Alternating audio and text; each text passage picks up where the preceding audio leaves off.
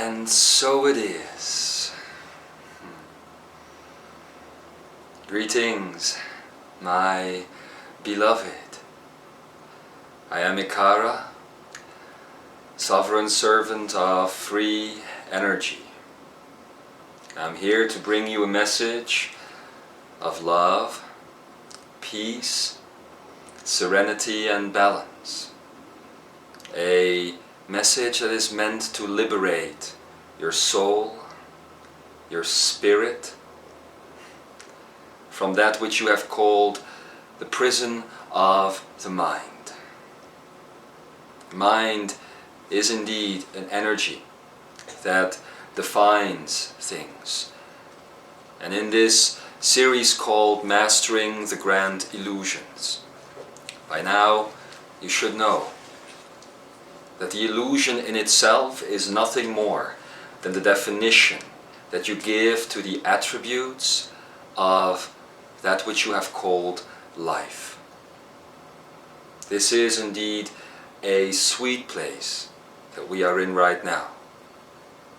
This room, you might feel it, even where you are sitting as you are listening to this message at a later time.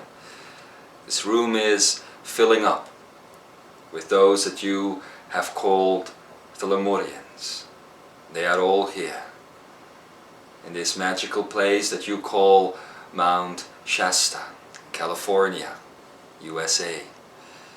It is one of those focal points of energetic stability, you could say, where it is still possible for those that you call the Lemurians to exist in a place of universal love.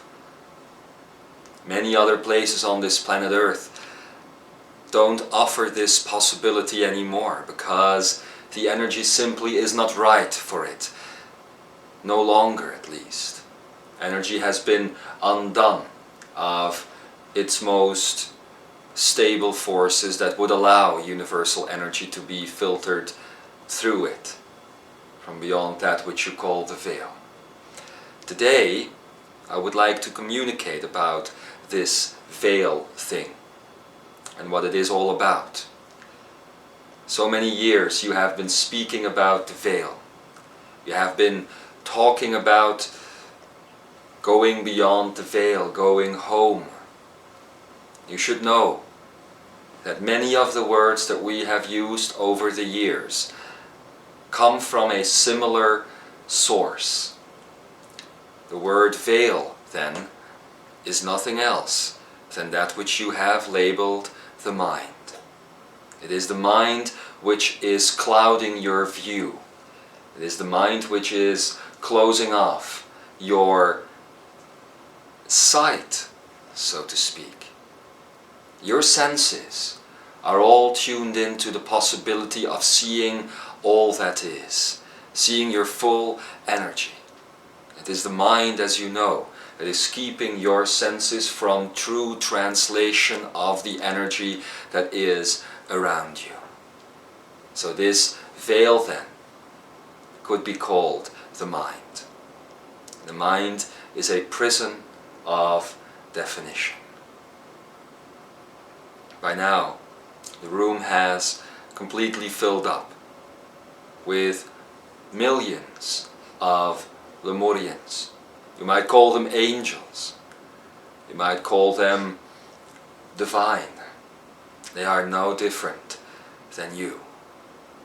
As you have lived on this continent before, you have walked the sandy beaches of Lemuria and seen the golden waters of Lemuria. You have understood that within this Lemurian realm, every day was a sunny day. For the sun at that point in time was still emitting from within, and you were not dependent from a thing hanging in the sky that one day might give you warmth and another day might be clouded by clouds all around you. You are continuously being defined at this stage in your evolutionary process. And this series, as you know, is meant to help you get beyond that type of definition once again. What is keeping you from it then? The last few Ekarayas that opened this series, we have given you a lot of spirit technical information. We have given you things to ponder about, things that you might have already forgotten by now, because they have no place within the mind. The mind will not allow this knowledge, this intimate knowledge, to be stored within it. For the mind does not allow to store anything that to it would be a virus. And that is what this information truly is all about, isn't it? It is a virus for the mind. It is an explosion that would help you break the walls of your prison. And that is why it is sometimes very difficult to remember all of this information. Today, I will not simply be presenting this information on my own. I am here with my brother, him that you have called Adama, High Priest of Telos, and as such now residing in the High Council of 12, which actually governs and assists the Lemurian heritage that you are about to step back into. In fact, you are about to recreate. So let me and my brother Adama provide you now with the rest of this information. You have been taught about the I am geometry, which would be the triangle, and within the triangle the circle, and within the circle the infinity symbol. You have been taught about the 144 strands of DNA. You have been taught about Akeneic energy and how the Akeneic energy streams throughout the timeline, streams back and streams forth through it. It offers you quite a different perspective on life. And as you will know very shortly, the being that you are beginning to know as Solaris will start coming in, hopefully, in the coming weeks to teach you more about all of these things. But first it is my duty, my honored duty at that, and that of my brother, to help you redefine or undefine your prison. So as you have been given a lot of spirit technical information about all of this, about what illusions truly are and how they operate, and how every illusion, be it form, be it exchange, be it time or space, be it death, ties into that master illusion, if you could call it that, which is a farce in itself, but let's call it a master illusion, the illusion of separation. How these things are all connected. You know this now. Undefining the prison then means understanding where these illusions are coming from. And today we will not give you a spirit technical message.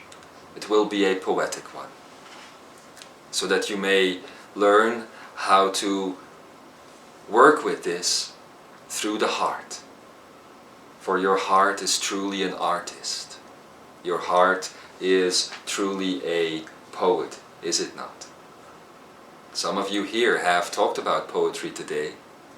You know that any type of art cannot be thought of before it comes into existence. So the very essence of art doesn't have a prior moment in time. And it doesn't have a future, at least when it is truly art and when it is being conceived as art. For when the poet is finished writing his poem, or when the painter is finished with her painting, it becomes a thing of unity consciousness. It's no longer something of the artist, In Lemuria, when such a creation was put into place in the real world, it had no name of an artist lingering around it somewhere. A piece of music, a painting, a poem, a landscape that was created. It had no name. Maybe only the name God, or the name Spirit, or the name consciousness, yes, but no name that had anything to do with identity. And as such, the piece of art, the work of art, has no future. It is always in the now. And even when the artist were to leave the planet, it remained in the now, ready to be seen, heard, experienced, read yet again by somebody else. And the true pieces of art that still remain powerful today, and you have many throughout your history on this planet Earth, are still fresh. They are not bound by a time frame, space-time continuum, although the professors in your universities, because as I understand, studying art has now become a type of teaching as well, and there is a knowledge base behind it which is ridiculous. So your professors would want you to define this art, and they will look at it from a point of time and space when it was created, and then they will tell you, oh, the artist that painted this, when he was painting it, actually had just left his wife, or his child had died, and that is why he created this piece of art. Oh yes, yes, that might have been the stimulus that initiated the art, but it is not the goal of the art. Art always remains fresh. Creating your life should always be seen from a perspective of freshness, therefore. Every single moment. And next year, as you will be introduced no longer to the cosmic manifest that is coming to an end almost, but to that which you will then call the divinity manifest, which will be headed by Solaris and some others, you will see, you will start to experience this freshness, this new approach to life, which is actually an authentic one. A piece of art is never meant to be defined by a past moment. It is never meant to be seen as a concept. It is what it is in the moment that it is being perceived. It doesn't matter what was going through the mind of the artist. If it was a good piece of art, nothing was going through the mind of the artist, you see. It doesn't matter if the artist was living in Brazil or if he was married. In short, the identity, the personality, the life story of the artist doesn't matter. Why then have we called you energy artists, energy weavers? Because your identity and your personalities, they don't matter. Not when you are looking at your life as a work of art, in the freshness of it. And so, also, you have a unique opportunity here to look at others around you from the same perspective as you could look at yourselves. If you see all the others around you that are constantly creating the freshness of their life as a work of art, they also carry no past, and they also carry no future. You see? That is what you can do with life. That is how you decomplexify your life, how you make it simple, simplicity, how you become fully aware of the power of the now. The poet wrote his poem, the painter painted her painting, for you to observe in the now, without any type of prior attachment, not by the artist and not by you. Knowing this introduction, let us look then at why the illusions have become defined. Why time and space and form and exchange and death, life in essence. You could call the illusion of death the illusion of life. And in the end, separation. Why these things have become defined. I will give you an insight now into the prior Ekarayas, the prior teachings that you have listened to in this series of Mastering the Grand Illusions. And it has to do with expectation. The thing that is defining your reality is the expectation of the unified mind. It helps you, or it forces you, I should say, to wake up in the morning and to have an expectation of the place that you're waking up into, the things that are around you then. I'm not even going to talk about the rest of the day that you might wake up into. I'm just going to talk about that one moment of awakening, which of course is not just the moment of awakening in your bed. This is a metaphor for the concept of awakening in itself, a spiritual type of awakening. If you expect things to be there in a certain fashion, the way that you have been taught, the way that you remember things in your third brain, you cannot be free. You are stuck. You expect the forms around you to be a certain way. You expect exchange between one entity, which is you, and the other, to happen in a certain way. You expect time to behave and space to behave in a certain way. You expect life to have death. And you expect the notion of separation in your lives. It has become the norm, hasn't it? And people actually celebrate these things. Why would they not? I'm not talking about the people that are living their lives like all of you are. I'm talking about your governments. I'm talking about your leaders. They would celebrate that you have been trained into a type of slavery which we would now call expectation. If you expect reality to behave a certain way, then you actually are predictable as a race, as a family, as a person. You are a creature of habit. You are a predictable entity. And so this is used by those who would govern you and who would tell you that they have your best interest in mind when they create the rules for you, when they create the world for you.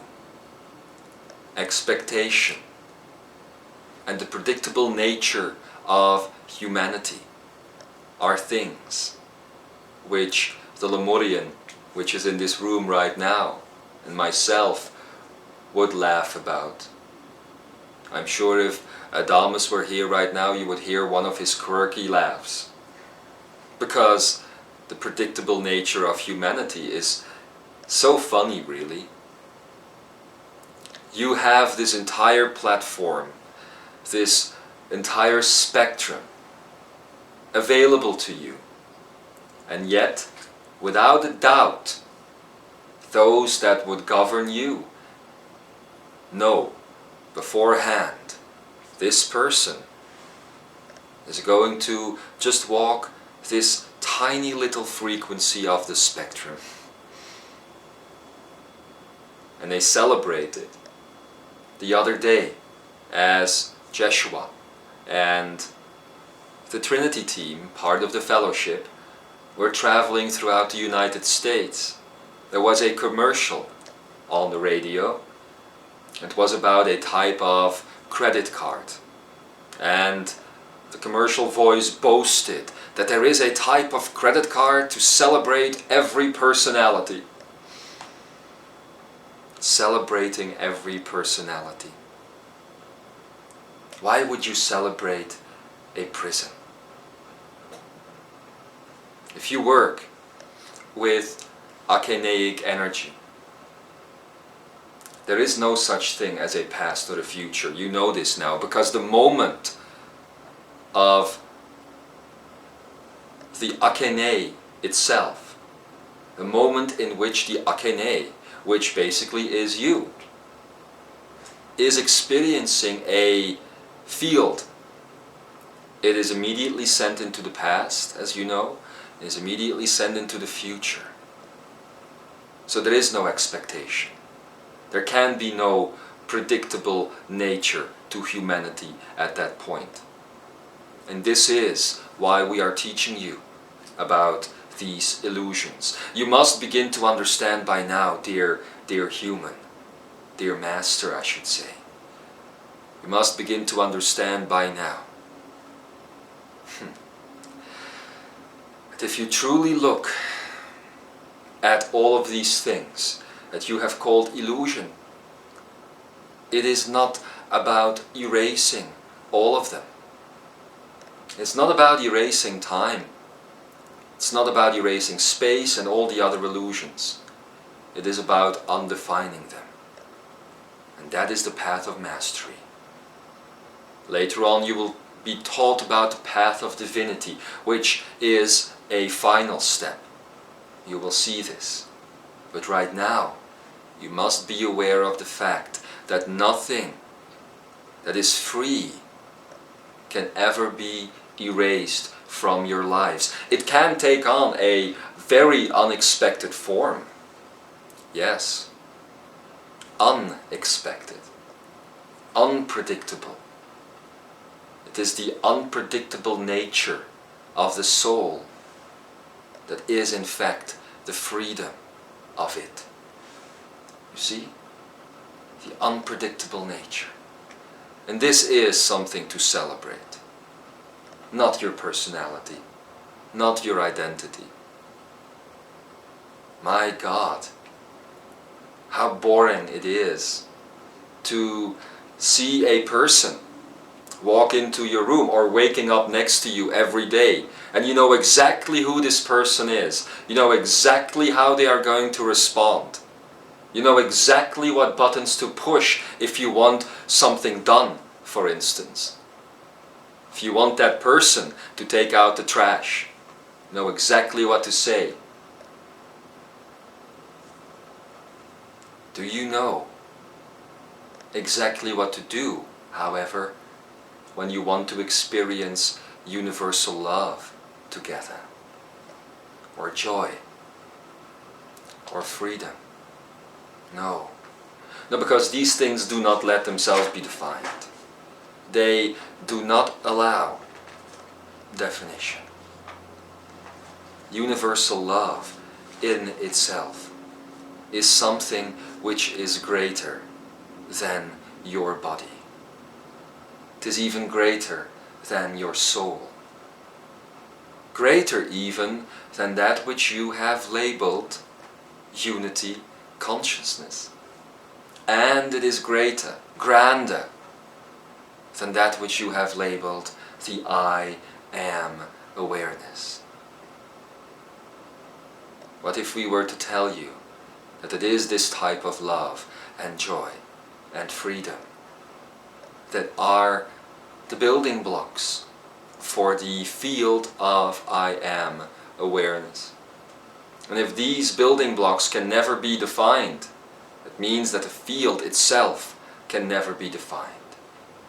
But universal love or joy or freedom will never show up in the field of experience which is earth as it is being lived today.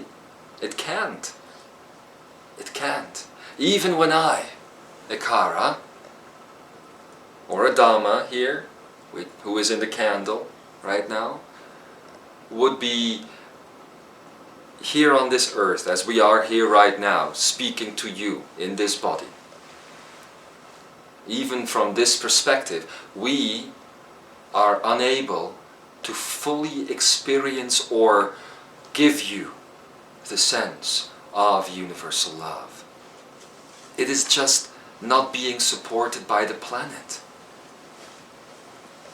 Although Gaia would want nothing more for all of you to raise that consciousness again. That is the pregnant planet, like others would say. Gaia is pregnant by something as simple as a universal desire. It is a divine desire to raise the energy, to raise the consciousness. And you are acting on this. So you basically are defining, in a good way this time, the time of birth, when this consciousness might raise itself. And you are choosing to either act upon this or not to act upon this. Many who are listening right now to this recorded message are thinking, this is strange, I'm sitting here with my booklet ready to start noting down all these schematics, all these little diagrams about akeneic energy, and now I'm getting this message of something that it seems I have already heard before. Oh, there's a nice sentence there, and there's a nice sentence there. Oh, I might put this sentence on paper because I might use it sometime on my website or wherever. Fascinating. No. It's not the sentences you should be listening to at this point. The sentences you know. The things that are being said, you know. It is the truth behind the words, which enables you to find the intent behind your action. And that, at this stage, should be becoming important. I know nothing more than you do. I have no more experience in all of this than you do. It's time that you should start looking towards yourselves. Not towards the schematics that I might draw or the sentences that I might say. I can give you 50,000 ekarayas to come about mastering the grand illusions, which, no worries, we won't get into. Or 100,000. Can talk about this straight into infinity. That's not the point. As you might have noticed, other beings that came in, such as an alternate life of myself, the life of Kuan Yin, or the being that you know as Satya that has spoken just recently, or the great dragons, one of which we are very close by to, the energy of Shasaya, have all given you messages of action, invited you into action. You must know that you are standing in front of a year which can either redefine anything or undefine everything. That is the potential of the year that is to come in. Great beings that have been on this planet for so many eons, that have been working with the planet, magnetic masters like Cryon, for instance, have left now, just for a while, to redefine or undefine themselves even further. And they have done this by your request. Now I ask you, if they are leaving, what are you doing here? They haven't gone anywhere. It's not that they had to pack their bags and see what stuff they would take and what stuff not to take, that they booked a ticket, an airline ticket on Divinity Airways or something, and that they have checked in, they've gone through customs, and that they are now flying back to the great central sun. This is not what happened. Their energy is still here. But as they have been here on this planet for such a long time, they too have developed a type of identity. They have developed a type of personality, and it is not them doing it. It was you doing it to them. So many have listened to the Cryon. So many have listened to beings like the group, or Adamus, or me. So many others. Michael, for instance. And in that process of listening, in that process of trying to become aware of what was being said, identity was given to the words. And this has been a mental process of trying to understand spiritual information from the heart, which is impossible. Now, we all foresaw this. We knew that this would happen, that we would come into the planet as a free being, and that we would slowly, yet firmly, be defined. Same thing happens when two people or more, in an old energy world at least, start living together. You know these couples, they have been living together for 30 years or 40 years, and if you see their pictures from a long, long time ago, you see two unique energies. And after all those years, you basically see the same people. It's not that they have learned how to let go of separation. They are still separate. Their mind, however, has become so attuned. The ego has become so attuned to one another that they are basically the same ego inhabiting two bodies now. And since the ego likes definition, you see sometimes these changes even take place on the outside. You see it in the way they dress, in the way they act, the little tics that they might have, even the haircuts and everything. You see these people blending, and then everybody goes, oh, it's so beautiful to see that you have been together for 40 years, and then to see how beautiful you have become one. Oh no. What has happened is that the prison of the mind, the prison walls have just gotten thicker. A wall in between might have been taken away, so that the ego now resides together.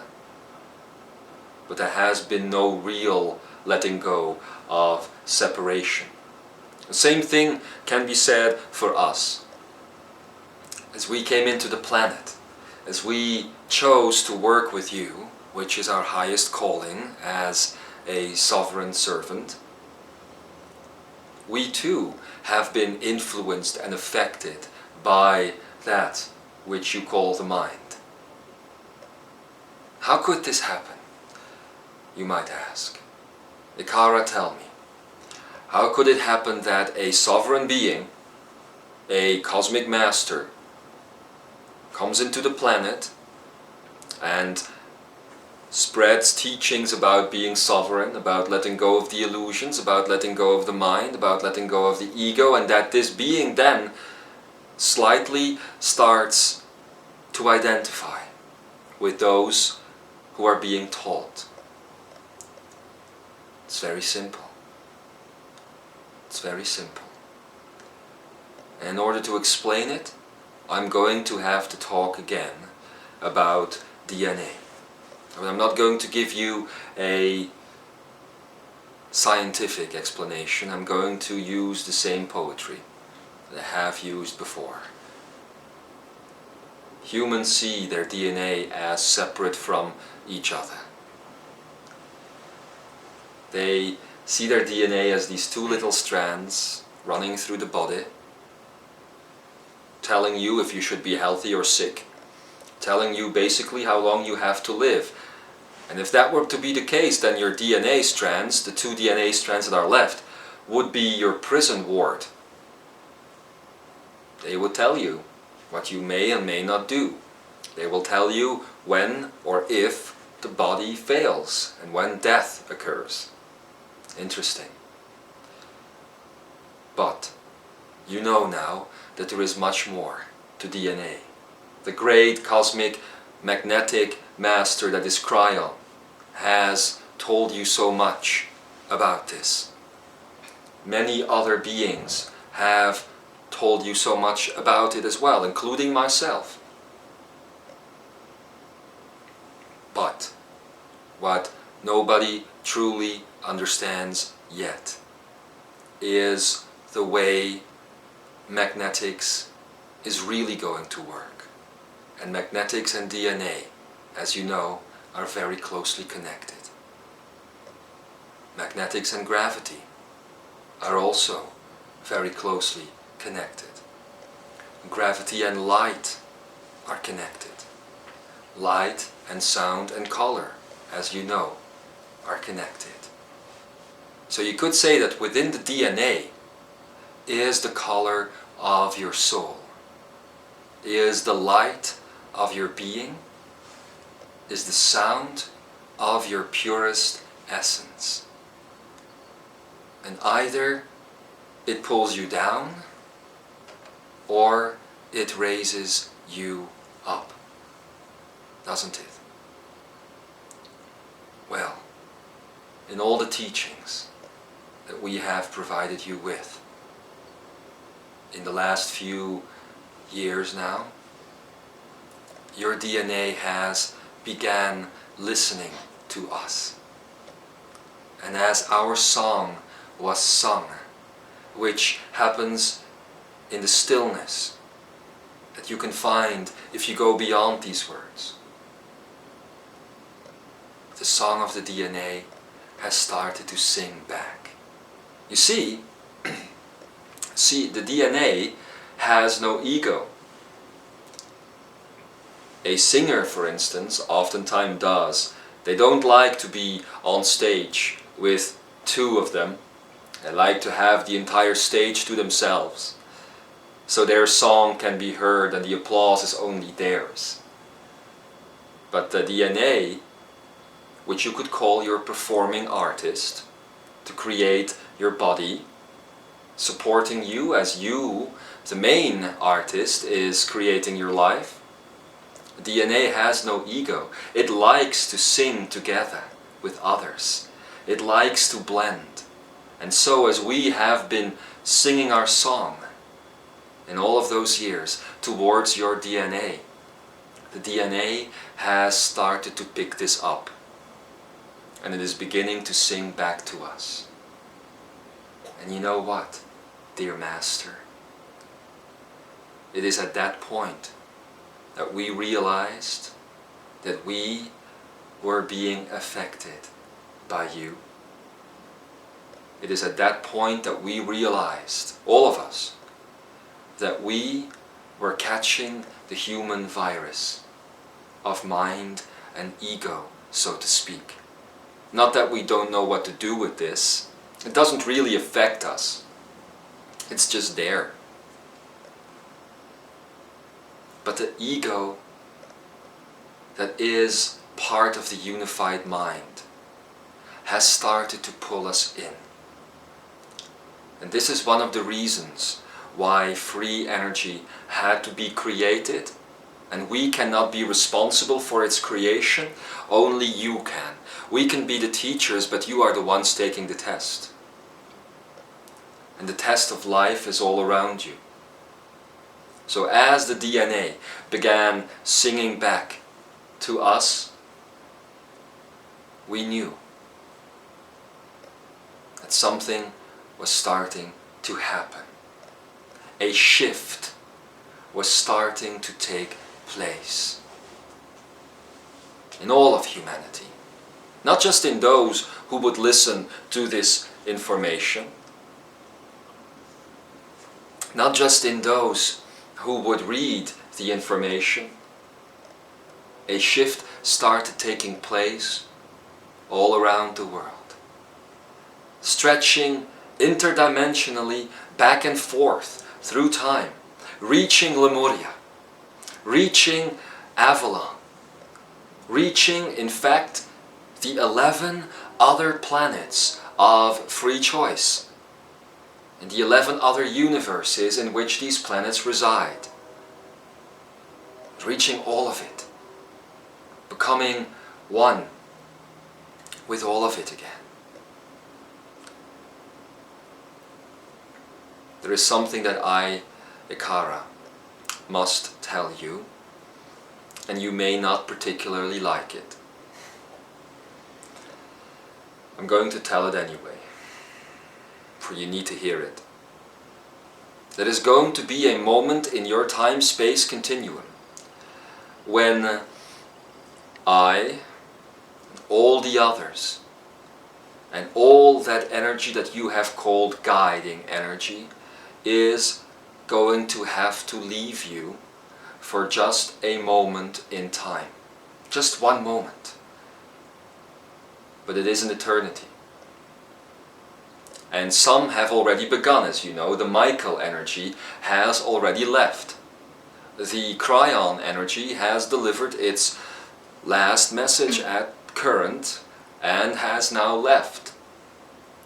Although the energy in some way still resides on the planet. It's the same with death. If somebody dies on this planet, an aspect of that person, an aspect of that energy will always remain present with Gaia. Gaia is like a mother who can never fully and completely let her children go.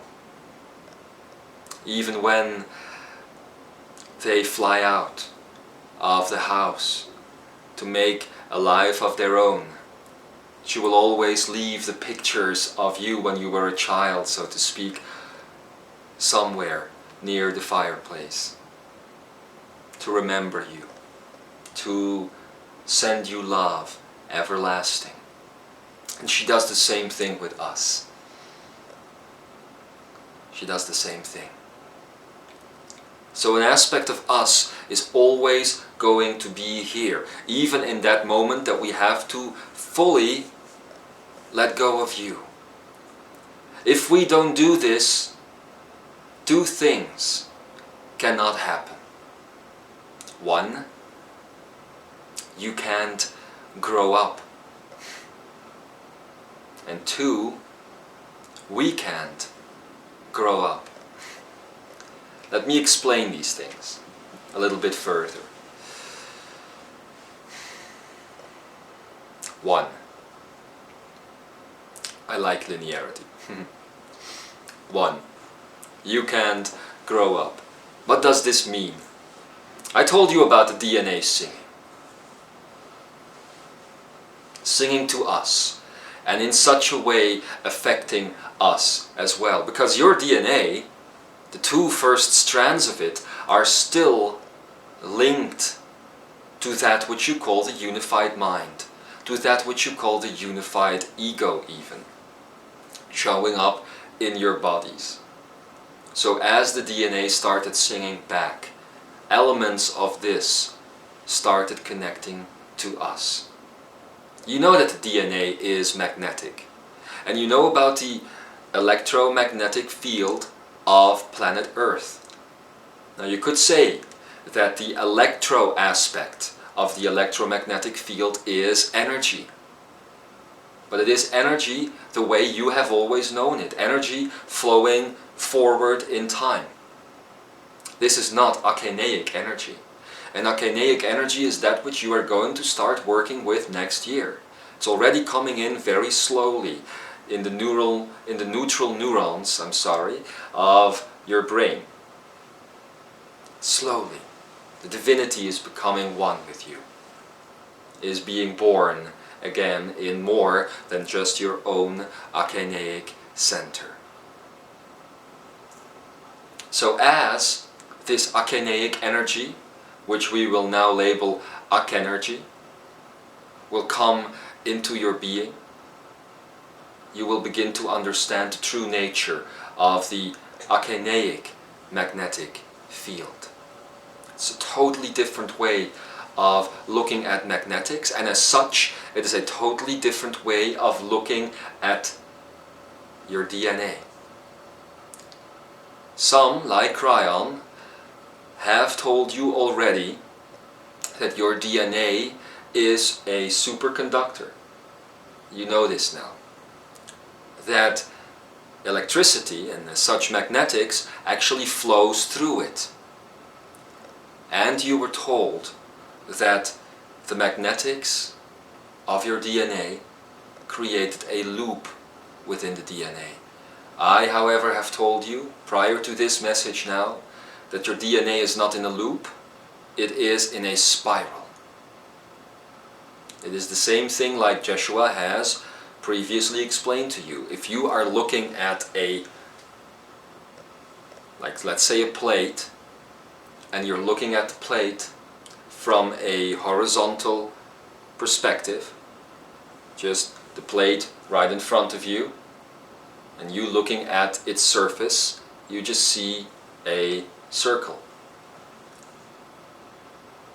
What you are learning now is to change your angle of perception, to change your point of view. And that means that you will see that as this plate starts turning, that you see that it's not just a circle, it is a spiral. Now, what we haven't previously explained, however, is, and I'm doing my best here as I'm reminded by Adama that I would keep this poetic, doing my best to do that. What I haven't explained to you before is where this spiral is going to. It is going to each and every other person, thing, animal, throughout space, throughout time. Your DNA, in this fashion, through archaic magnetic energy, is connected to all life, all of it. It's very difficult to grasp, but within you, we have always said that within you lives the entire universe and all the other universes around it. And this is the way it happens. Your DNA then is not just something that is creating your body. Your DNA is something that is creating all that is. And it is, in essence, archaic, which means divine. Your DNA is literally a blueprint of all existence. And you, as a person, are just a point of view, or as we have said before, a point of you. If you begin to understand this fully and completely, then you will begin to understand the potential, the possibility that is waiting for you. What this all really entails. That you can be anywhere, anytime that you want to be. And in fact, you already are. It's not something that you can do, it is something that you are doing. But, and some will be very pleased that this is still going on about illusion, it is the illusions that are keeping you from actually experiencing that. So, you must grow up, as we said, and we must grow up as well. As your DNA is again remembering that it can sing to one another, that it can sing to the DNA of the other person, it will learn again that there is no separation between itself and the other person. For what has been driving the DNA prior to this moment? Your ego. It is your ego that has told your DNA it just exists out of 2 strands and not 144. This is the cleverness of your prison. Nothing has been taken away from you. All that has happened is that you have been untrained to remember who you truly are. You see? It's a full brainwash that has taken place. So you don't even remember that you are all connected. And you have learned to celebrate this. Poor you. We hope that this illusionary party is soon going to be over. For it is not something that you should celebrate at all. It is something that you should shy away from, that you should no longer accept. So as we very soon will have to take our leave of you for just a moment, which is eternal, you will be given the opportunity to start singing to one another yet again, without our intervention. And I have told you just now that everything around you is made up of light and sound and color. So how then do you let go of separation? By recognizing your own light in the other, by recognizing your own sound in the other, and by recognizing the fullness of your color spectrum within the other as well. It's not because you have been working on, let's say, degree 15 of your spectrum, and the other has been working on degree 35, that you are not working with the same colors. You are working with the same colors. You are working with the same spectrum. It is the illusions that have told you that this isn't so, and that is why you have created desire. That is why you are working with expectation, for you have been trained that you are this one degree of the spectrum. You are not. Your body, as I have told you before and before, is all around you. It is everybody that you see, everything that you see, every animal and everything that you experience. A great teacher by the name of Buddha has once said, you are not the thing that happens, you are the space in which it happens. As such, you are not just your body, you are the space in which your body experiences itself. You see this. And as the DNA will start singing again, a undefinable connection will once again be made. An undefinable connection. You know what happens when you have one person singing and the other person singing as well. Two voices become one. And in this oneness, sometimes, if they are very attuned to one another, you can't even hear what part of the song is the first voice and what part is the second voice. This is what is happening to you again. It's going to become one song. And as such, the spiral of your DNA goes to all of these other parts of the song, all of these other voices which basically are your voice.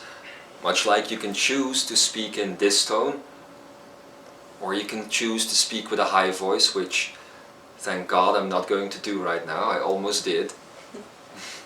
Not going to do that. So you see how this works. The reason why we have to leave you is so that you can begin to sing together again. And you are not looking towards us. You will have one moment within all eternity that you will have nothing else to look to than each other. There will be no God left outside of you. There will be no divinity or no master or no teacher, anything left outside of you. And in that moment, your DNA and your soul your I am will have no other option than to look towards each other again. Probably, dear human, probably for the very first time in hundreds of thousands of years. Even in Lemuria, we weren't fully looking at each other anymore. Even there, expectations started to be created. You have heard the story of myself and of Ea. And even though we had the ability of speaking to all things, to the heart of all things, we still saw ourselves in a way as being separate. We saw ourselves as a one and another one. Not a two, but another one. But it was an other one. It was not the same one, although we did still recognize ourselves within that other. This is something unique then that is going to happen. And then the second part of the reason why we must disconnect for just a moment is that we can reboot ourselves as well. For all those thousands of years, slowly the mind has gotten closer to us as well. And we need the ability to step with you, all of you, into this free energy that you and I together, you and I and all of us together are creating. That is why we have to return to this that you call the central sun, for just a moment of time, to be purified, neutralized once again. You might not fully recognize us as we come back. Might sound a little bit different because the expectations that you have will have been erased, and we will no longer, how shall I say, live up to those expectations. You have to admit, so many within your group of spiritual artists who live throughout this planet have their favorite entity they like to listen to, and then they will say, oh, I love the way Cryon comes in with his greetings, or I love the way he or she comes in and uses this. It's personality, is it not? It is identity, is it not? And it is you creating the expectation, for we in essence are all neutral. So we have taken on these personalities willingly. At least then you would listen to us. Would have been very hard to even hear us, let alone see us, if we didn't do this, if we hadn't done this in the past.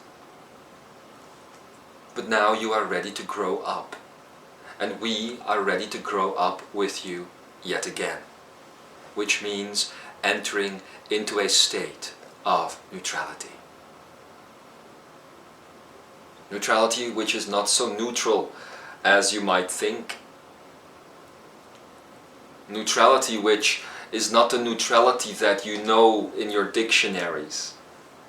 We'll speak about this, the future point in time, maybe sooner than you think, but we will speak about it. Why this neutrality is not the neutrality that you know. It is still filled with color, and still filled with light, and still filled with sound.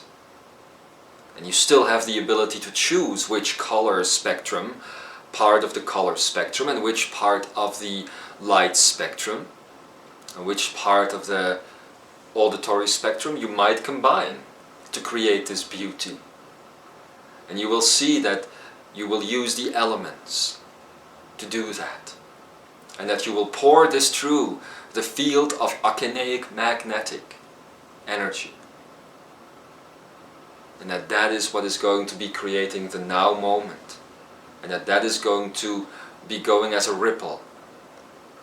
So the best analogy right now that I can give you about akineic space And Akenaic time is that you are not on a timeline. If you have a pond, for instance, of water, of still water, you might want to put your finger in the pond and just draw a line. And the line might have an effect on other timelines that are around it. As you walk time through walking space, that is the way you have always done it. And you never had the ability to look back. Akenaic existence, then, is going to be taking a stone and throwing that stone into the pond.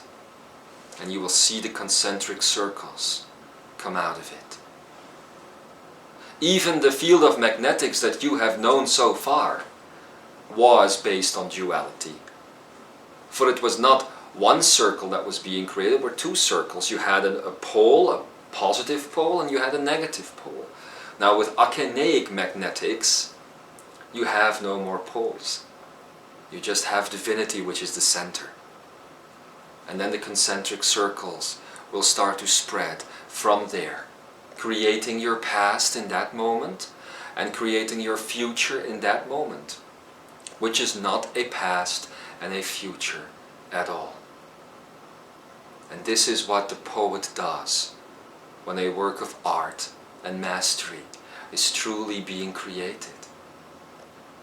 He or she lifts him or herself above the timeline and becomes divine, becomes Akenaic, and throws within humanity and human existence a stone of art, a work of art that will have its ripple effects throughout history. You might not think that your artists, who have always kind of been neglected by your governments and by those who are in the business life, have such a wonderful effect on humanity. You might not understand how, for instance, the Berlin Wall fell, or how so many tragedies have been avoided. It is because of these artists that sometimes have created a thing of such undefinable beauty that it went as a ripple, an Akenaic ripple, throughout your time and space, and erased some of the things that might have happened otherwise. And that is the reason why some of your scripture and some of your prophecy hasn't come true. It is because of your artists. So maybe now you are sitting at the end of an era, literally, and at the beginning of a new era almost. It is time for you to start looking back, just for once, throughout your timeline. I'm not asking you to step back into the past. I would never say such a monstrosity. I am asking you to remain in the now. And in that now, to find these gifts, these divine gifts that have been put there like pearls throughout time. Poems, paintings, stories, all types of art. And it is bigger than you think. Love is a work of art. There have been those like Teresa, Mother Teresa, or Mother Emma, or Gandhi, so many others who have given you the work of art of Akenaic universal love that has rippled through your timeline. Now is a time to find the truth behind these messages, for they are as much a messenger as Pah Ekara and so many others have been. find the truth in there now. And you will see a true celebration of humanity. It is for no other reason than this, that these things, music, for instance, will be remaining on the Akenet, as this Akenet is being created again, being activated again. Because these things are the only pure things, not based on Akash, but based on Akonai, that have been brought forth by humanity. And this, my loves, is the reason why humanity has survived, why the human test is still going on. You know, when these angelic beings came to the planet Earth, millions of years ago, when the Earth was still a molten lava source, starting to become defined, and when they blended with it, and when they took on shape and as such lowered their vibration and forgot who they were, forgot that they were the angels sent in, parts of God sent in, parts of Spirit sent in. The first thing that they did was to create the work of art that you are walking on every single day. And the name of that work of art would turn out to be Gaia. So you see, you have always been the artists, even though you might think, dear human listening to these messages or looking at me right now, you might think that you are a businessman. You might think that you are but a housewife. You might think that you are a prisoner, for I know somebody here is listening who is in prison. You might think that you are all of these boring things, and that is the high point of your existence. No, you are the artist. And you are still a reflection of those angels that began this work of art, that is the field of experience that you call Gaia, that became conscious because of it. You know that every work of art, in truth, carries a consciousness with it. It is alive. That is why a poem or a piece of music can touch you the way it does. It isn't only alive, it has no personality, so it is divine. Much like Gaia, who has no personality. Those who in the past might have listened to channeled messages by Gaia know this, and that is why Gaia always makes you cry. She makes us cry too. She has no personality. So if you want to look for an example of that which you are going to become, if you might be afraid of this, what the future might entail if everything is going to change, listen to this Gaia energy. I recommend it highly. That is where you are going to. That exact energy is basically neutral and is filled with love and is filled with joy and it is filled with freedom, and she is in love with you. You will be in love with you once again. I promise this. The biggest pain that we have had to see humanity here as we were walking among you is to see that you were not in love with you sometimes.